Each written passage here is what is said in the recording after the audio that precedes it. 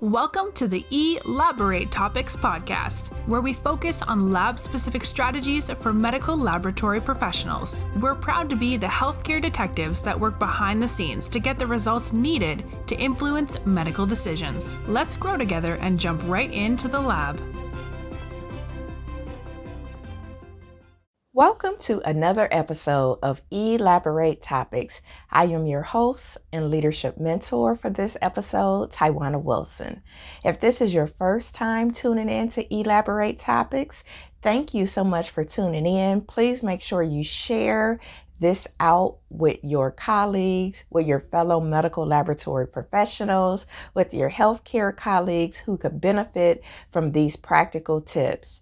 If you are a returning fan, thank you so much for continuing to listen to the show week after week after week. Thanks to your listening efforts, we have had over 50 episodes to date. Elaborate Topics is a weekly podcast that gives you practical and professional tips that you can use inside and outside of the lab. We give you those leadership tips, those technical strategies that can help you in your career as a medical laboratory professional. Myself, along with my two sister scientists and hosts, Lona Small and Stephanie Whitehead, bring you these topics each week and also bring you some amazing guests that are working inside of the laboratory. You can go back and find previous episodes at directimpactbroadcasting.com or your favorite podcast platform. Today's episode is a good one. We're going to be talking about career mistakes. And I don't know about you, but I have made several career mistakes that cost me big. I'm sure your parents probably told you that it's okay to make mistakes. And if you've listened to me, you probably heard me say that as well. But it's not always true. Sometimes success is more dependent on you making fewer mistakes. Get that? Fewer mistakes rather than doing something spectacular. And mistakes can matter, and they really can matter a lot. And we'll talk about that here in today's episode. As I was preparing for today's show, I came across this statistic and it made me think that's interesting. So I'll ask you, did you know that the 200th best tennis player, that is, wins about 49% of the points that he or she plays? So the 200th best tennis player, get that, wins about 49% of the points that he plays or she plays. What percentage of points does the number one player in the world win? And you're probably thinking it's ginormous in comparison to the 200th best player. Well, actually, it's 53%. The difference between barely scraping by and being the best in the world is making 4% fewer mistakes, at least in tennis, that is. So it brings up good discussion for today's topic that career mistakes can be just as costly as being a tennis player. There's a big difference between losing a job and being promoted. And you know, I'm all about landing a job or role of your dreams and getting promoted are huge. I mean, life is too short to be working in a job that you absolutely despise. So today I'm going to talk about some of the mistakes that you can not do on your career path that could cost you. So are you all ready to jump in and figure out what's the best career experience to ensure you avoid some of these costly mistakes? All right, let's jump right in. The first one is failing to network. That is a huge career mistake because your network is your net worth. And so the value is in your network. It's very important to get to know the people that's in your company and that's in your industry, especially for us medical laboratory professionals. Interestingly enough, many jobs are never posted. They're simply offered to people. And I don't know about you, but I've had that happen inside the organizations I've worked for many times, where they just created these positions that you didn't even know were available. And all of a sudden, one of your colleagues has been named the new director over this, the new project manager over this, the new manager over this. They're simply just offered to people. And you could be missing out some great opportunities by keeping to yourself instead of networking. I can remember going through a speaking class, and one of the things that my speaking coach said was, most of the times it's not about your ability, it's about your visibility. So a lot of times people don't have an ability problem, they have a visibility problem, meaning that your employer doesn't know you exist, or the hiring manager doesn't know that you are there. You don't know you exist. I can remember being at an employer and I had found another opportunity. I was getting ready to leave that organization, and I attended our last leadership meeting, and it was leaders across all of our locations. And one of the leaders said, "Well, I hear you're leaving. That's too bad. We have some opportunities that are coming up, and you probably would be a great fit for them." And he was like, "Well, it's very unfortunate." And at the time, I had already put in my notice. I was already headed to another opportunity that I was very excited about. And it was unfortunate that it didn't, that opportunity within that organization didn't come about prior. And it wasn't an ability thing. It truly was a visibility issue in the sea of over 10,000 employees. And I was in my department, in my small department. And at the time, I really didn't have somebody that was in my department advocating for me to move outside the department or to do anything else. Then my visibility and my strengths and what I could bring to the organization were pretty limited. And so when you fail to network, people don't see or don't always see what you're able to do. They don't always see your strengths. So failing to network can be a huge, can have a huge negative impact on your career and your career advancement. If you ever need a job, your network can be invaluable for sure. If you haven't read it already, check out the book Never Eat Alone by Key Farazi. And it's a great book that talks about networking and building relationships. And it's easy enough to go to lunch, grab your lunch, warm it up, go back to your desk if you're in an office, or eat by yourself and jump on your phone, jump on social media. But are you missing an opportunity to be able to meet somebody and connect with somebody who could have the key to open up your next door, who could know somebody that has an opportunity that would be a good fit for you? Again, it's not always about ability and your technical strengths and being a good hard worker, coming to work on time. Sometimes it's about the visibility and who knows you and who knows your name.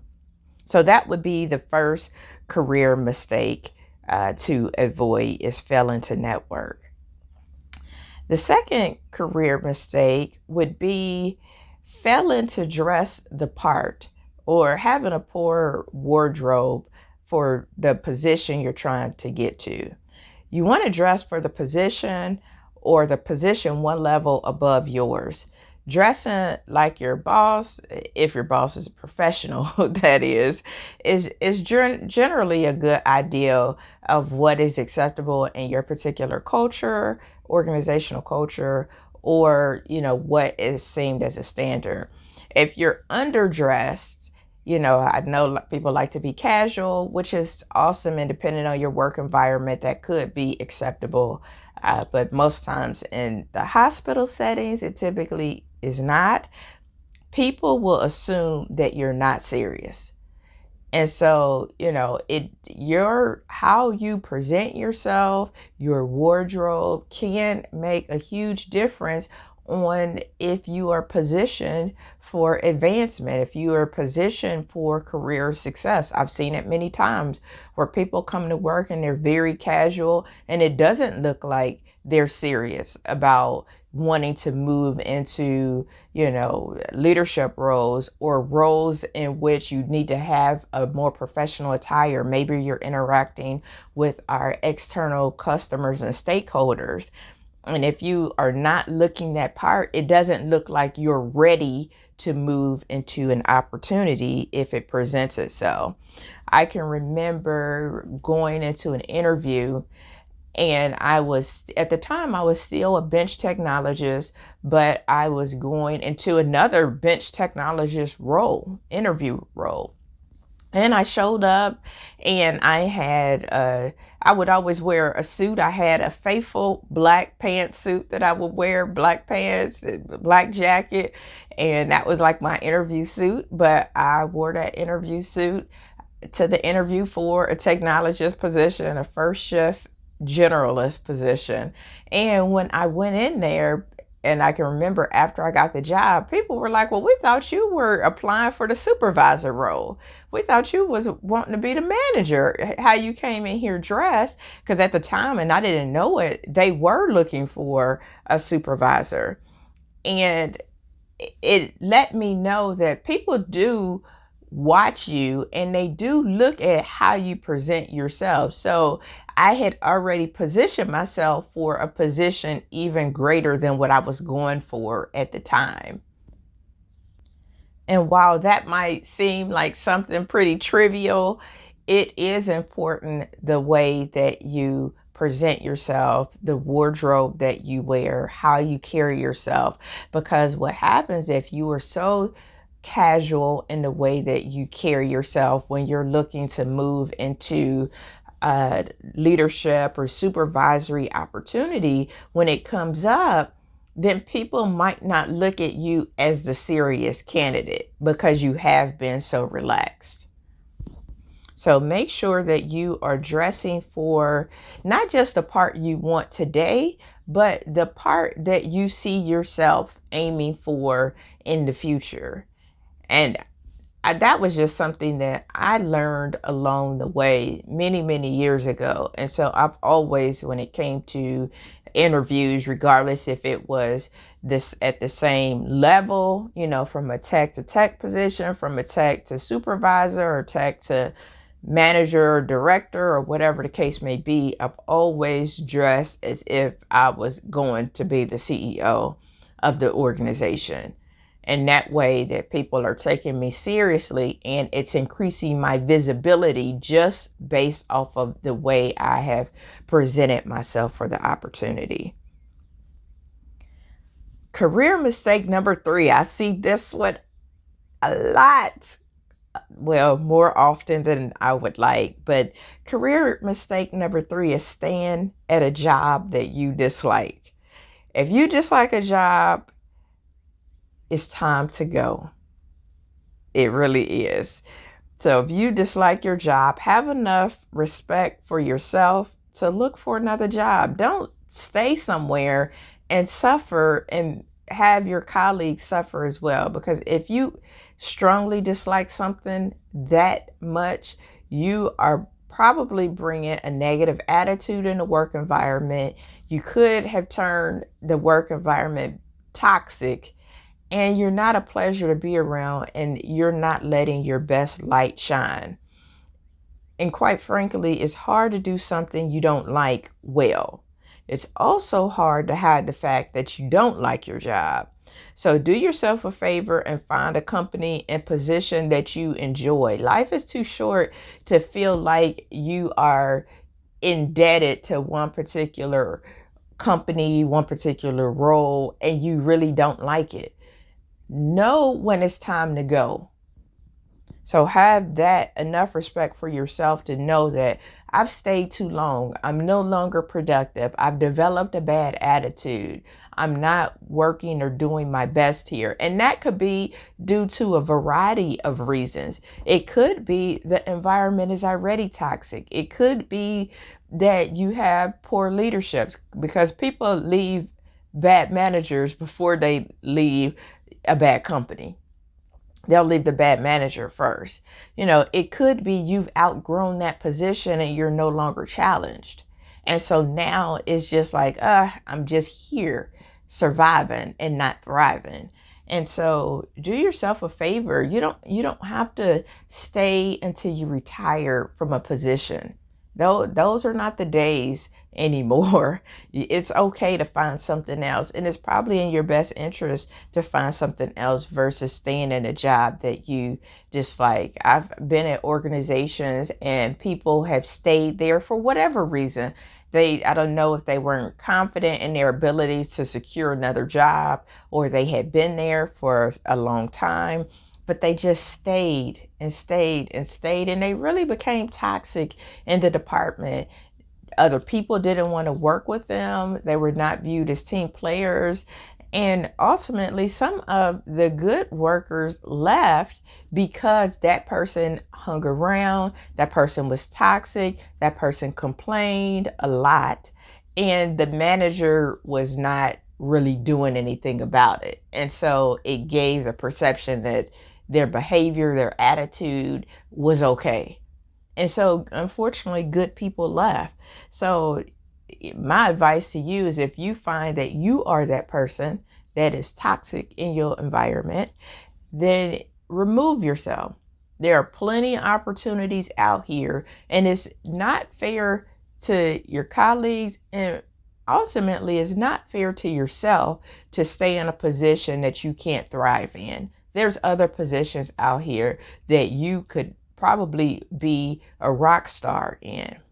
So that would be career failure number 3, or mistake. Let me not say failure. Mistake number 3 is staying at a job that you dislike. Know and understand when you have stayed too long. Career mistake number 4 is failing to improve. Since you're going to the same place each day and doing the same things over and over, it only makes sense that you improve over time, right? So do your best to become an expert at your job, learning everything you can, and do the best job that you can. It's that whole subscribing to lifelong learning. And as a tech or medical laboratory professional, don't just get good in whatever is your technical expertise. So, for example, if you are a generalist in hematology and chemistry, don't just get great at hematology and chemistry. What else can you do to expand your skill set, to expand your knowledge, so that you truly are the best that you can be, right? When there are special projects that arise, if there are safety projects that arise, or quality or regulatory things, get involved in some of those things so that you can start to broaden your skill set. And it will, not only will it diversify your skills and your expertise, but it will allow you to learn new things that become your assets. The more that you know and invest in yourself and invest in your growth, that is something that nobody can take away from you. That's something no employer can take away from you. So even if the employer has to do any kind of layoffs or any kind of, separations due to financial issues with the organization, what you have invested in yourself and continue to learn over time will be something that nobody can take away from you, and it'll be marketable. I've seen it happen. So when I first got into the industry, one of the major labs had came in and bought all of the hospital labs in the city. And I was just getting ready to graduate with my degree in August of that year. So our program finished in August, and all of these people got laid off in February. So imagine that. They've been working for the same employer. They went through a couple of buyouts. So the labs were hospital labs, and then the hospital sold it to this big reference lab, who in turn, after a year, they sold it to another reference lab. And over that time, they laid people off. I mean, if you were a specialist like toxicology, for example, all of those people got laid off, and they centralized that testing to one of the larger reference labs. And so what happened is a lot of those professionals were out of work, and they find themselves interviewing for jobs after being at one employer for 15 years, 20 years, 25 years, and now they're back out interviewing. And what we found is that they were interviewing for these opportunities and they hadn't continued to improve. So they were great experts in their particular niche or discipline. They were great at toxicology. Well, the opportunities that are available at the time were not toxicology. And so since they failed to get great in other disciplines, they had a harder time finding a new job with the new organization because they failed to improve their skills and failed to diversify what they know. And so that is a career mistake because you just never know. I've seen it happen, a few times where there's been massive layoffs. I've also seen in my career in one city where they closed down 2 large hospitals. Now, I've been on this planet for 40 years, and I've never seen one city, at least in my lifetime, close 2 major hospital organizations in one city, in a small city at that. And so think about all of those professionals that stayed safe. They played it safe. They were good in their particular specialty, but they didn't continue to improve. They didn't continue to become the expert in not just their space, in their lane, but also adventure to other lanes so that they could be marketable. And what happens when there's big layoffs like that, or hospital closures, or huge organizational changes or buyouts, then what happens is those people who are affected are all applying for the same few jobs. And then they look and say, well, what makes you stand out over this person? I mean, do you say, well, I got 20 years of toxicology experience, but the opportunities have nothing to do with toxicology? So failing to improve, failing to subscribe to continuous learning would be career mistake number 4. Career mistake number 5, and this one you may or may not agree with me on, but chasing money. I know we all want to get paid more, but sometimes chasing money is not all what it's cracked up to be. We all want to work to earn money, but money really isn't the only consideration, especially when you think about your career. I know depending on where you're at in your career, especially if you're early on, you are thinking like, yeah, I need the money. I got student loans. I've been in school for a long time. I've been sacrificing. And so it is about the money. But there are some things that you have to consider too. Is like, do you like the company? So the company that you are even with, do you even like that company? Sometimes we make decisions about the money and we go to companies or organizations that are not a good fit. The industry, for medical laboratory professionals, there are a variety of industries that you can get into our profession. You can go into hospital, you can go into research, you can go into government. You can go into education. There are a lot of different sectors that you can go into just with a degree in medical laboratory science or medical laboratory technology. So think about that, the industry. Sometimes people say, well, I'm going to go in pharmaceuticals because they make more money. But that industry may not be a good fit for you. And I can tell you from personal experience, I have worked And I've worked in hospital, I've worked in reference, I've worked in the pharmaceutical industry or clinical trials industry. And I can tell you from personal experience that the clinical trials industry was not for me. I went about the money. I was early in my career, and I left a reference lab and went over to pharmaceutical. Actually, I left a government lab and went over to a clinical trials or pharmaceutical lab. And it was so different than what I was used to. It really was almost like a reference setting where it was high production, tons of volume.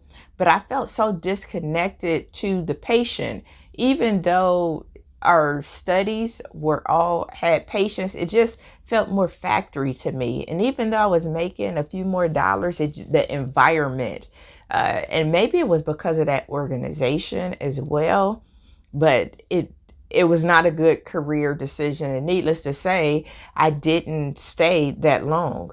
So sometimes the money will not keep you. If it's an environment that's not conducive to you, the company isn't good, the industry isn't good, maybe the boss that you report to, there is some bad blood there, or, it's not somebody you would desire to work for. Maybe the team is not a cohesive team. These are all things that chasing the money is not going to keep you there, and it could be a career mistake. Sometimes it's the city. You may go to a city for an opportunity, and it's a city that you do not want to be in. If you are a person that's used to the big city, you're used to a lot of action, you're used to a city that don't sleep, and you go to a city that's a lot slower pace, almost country-like, you're not gonna like it at all. If it's not a progressive city and you are used to a fast progressive city, it doesn't matter how much money they pay you, you're not gonna stick around. And you got to think about benefits. There's more to a job than just making money. I can remember early in my career as a new tech, I did a lot of job hopping early in my career. I worked a job, maybe stayed there for a year, and then I went somewhere else and maybe stayed there for a couple of years. And early in my career, quite frankly, it was about the money. It was like, I'm making an extra $2 here, or the shift differential over here is $4. And it was really jumping from the skillet to the frying pan. And although I was making an extra $2 to $4 an hour, which sounds like a lot, but in the grand scheme of things, sometimes it just wasn't worth it. And I would make those moves, either for, I'm going to be able to learn one additional area here, but more so, my hourly wage is more. They're paying me the shift diff, so I'm going to make more here. And a lot of newer techs or people that are new in the industry have that same work ethic that I did. And, I would just say, just think about why you're making those moves. I understand when people have bills to pay, they paying back student loans and all of that. But think about, are those career moves positioning you for where you really want to be? When I think back off my own personal experiences, there are some jobs that I probably could have cut out, they were not in alignment with where I needed to be. They didn't give me anything more. Yeah, I did make a few more dollars on the hour, but for some of the stress, the headache, the extra work, the poor climate, the bad work morale, in some cases, the poor work ethic, in some places ethics issues and integrity issues. In the grand scheme of things, some of those were not worth it. The money was not worth it. I would advise you, if you haven't already, check out episode 25, Defining Your Career Roadmap. And I talk about this a lot in that episode of figuring out where it is that you want to be in the next 3 to 5 years, and then backfilling with experiences and opportunities. And if in that it caused you to change jobs to get to where you ultimately want to be, so be it, but don't make it be about, I want an extra few dollars here, or they paying a sign-on bonus here, because believe me, and I have a lot of contacts in a lot of different areas across the globe, and the story is the same. So be careful before you jump from the skillet to the frying pan over an extra $2 an hour. Sometimes the headache and the stress is not worth it. But on that, and this part you might not like me very well, is taking opportunities that you know that are not a good fit for you. And you're probably saying, Coach T, what do you mean by that? Now, you know that your skills, you were a great tech. You were awesome in your role.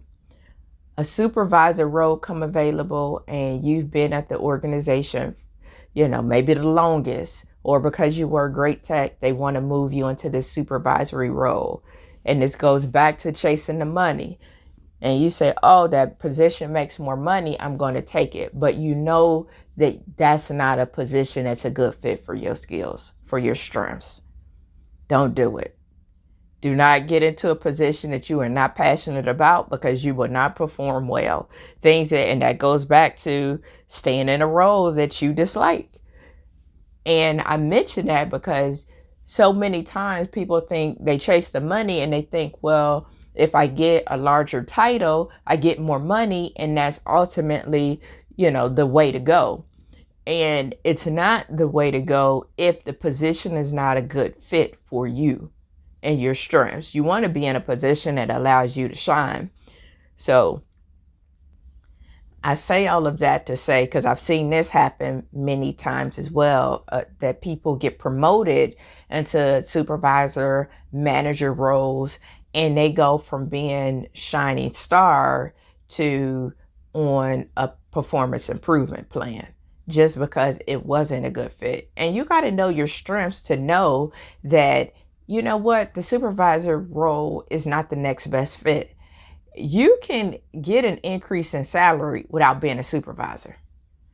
There are other disciplines in our profession with the degree that you have that will position you to have more wealth in this career. You just got to know, again, by knowing your career roadmap, what skills, people, education, what you need in your toolbox, so that you are ready to land a job of your dreams or a career of your dreams, so that you're ready to get promoted. And then ultimately what happens is you get paid your worth. Then that's how you chase the money. Not just making decisions just to earn money, just to get a few dollars, and it doesn't make sense. Ultimately, you don't want to chase money. You want to get paid your worth, right? So those are 5 big career mistakes that you can avoid. And I'm going to give you one more as a bonus. One more. And this is a bonus. You can you take it or leave it, but it is a bonus one. And you may or may not agree with it. But a career mistake that some people make is they fail to make their boss look good. I know. So whether you like your boss or not, here's the thing. They potentially have a lot of control over your future. So making your boss look good is really a positive for your future, and it does not hurt you. Making him or her look bad doesn't improve your future, for sure. So here's the thing. Consider how your words, your actions, and your decisions impact your boss. So this is kind of one of those unspoken rules, but if you've ever read my book, Some Leaders Were Lab Coats, I talk about this all the time, knowing your boss. Because again, you don't know what rooms they are in. You don't know what opportunities that might have been presented to them where they need to select somebody for those opportunities or think about somebody on their team that would be a good fit. So failing to make your boss look good, and really if you do your work, and I'm sure your boss has tons of projects. Managers always do have tons of things that they have to do. Think about ways that you can be an asset for them. And I know you like, I'm not kissing up to my boss and this and that, but then you're wondering why everybody around you are moving and you still standing still. So, think about that. I've seen it happen in the workplace many, many times where employees just bad talk their boss. I mean, they just, bad talk their boss in the environment with the colleagues. And then what happens is that information gets back to the boss, and maybe it don't even get back to your direct boss. Maybe it gets back to another manager. And what if I was the other manager and I had an opportunity? That doesn't make me want to give you that opportunity, because if you would do them like that, then you could be the same way on my team. And I wouldn't want that drama. So that's like a bonus, a mistake that I've seen people make more times than I can count is making their boss look bad, throwing their boss under the bus. And that doesn't do you any good. Like I said, especially if your boss has that potential, to be able to recommend you for other opportunities or be able to connect you with somebody. You don't want to burn a bridge that you don't need to burn. So before you try to reinvent the wheel at work, focus on being the employee that makes the fewest career mistakes. If you avoid these 5 errors that I talked about today, including the bonus, will greatly aid your career and your earning power over the years.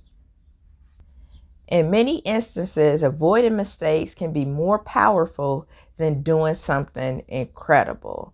So today we talked about those 5 big career mistakes that you should avoid, being failing to network, making poor wardrobe or attire decisions, failing to improve or subscribe to lifelong continuous learning, staying at a job that you dislike, chasing the money, and then the bonus was failing to make your boss look good.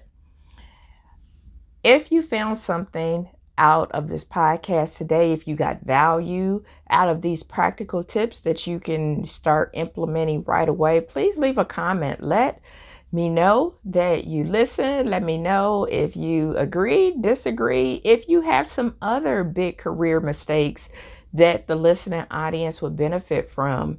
If you could just leave it in the comments, would be great, so that we could share with fellow laboratorians, new professionals coming into the industry that might be a little bit green behind the ears and not aware of some of these things, so that they're able to get off to a good start in their careers would be awesome.